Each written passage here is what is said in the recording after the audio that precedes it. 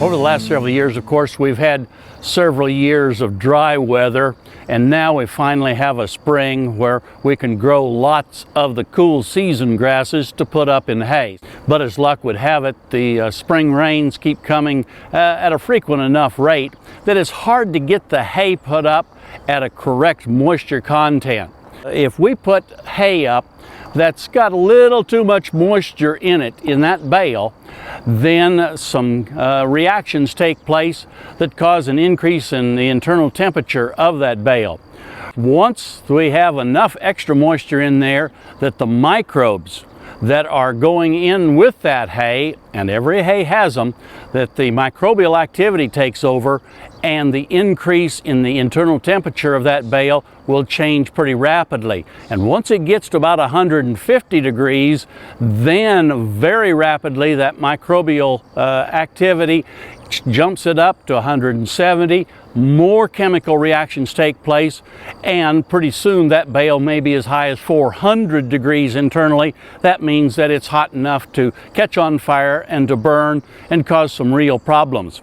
As we're working with the hay this spring, I think we want to keep in mind that if we're suspect at all about the moisture content of the hay as we're putting it up, first of all, we probably want to store that hay away from buildings and away from other hay crops that we store.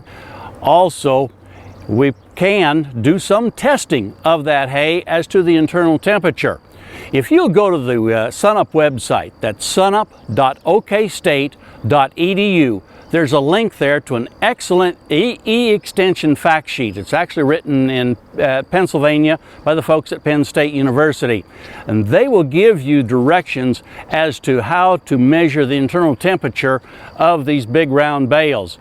If the hay that you put up is a little damp, but it doesn't get hot enough to cause the burning problems that we're concerned about, I still would suggest that before you feed it next winter that you do a regular hay test. Check the protein and energy content of the hay, because you see that hay that got real warm inside denature the protein that would be available for the cow to use, and what you end up with is a product that the cattle like to eat but has very little nutritious value in it. We hope this helps you this spring as you're putting up that wet hay, and we certainly look forward to visiting with you again next week on SunUp's Cow-Calf Corner.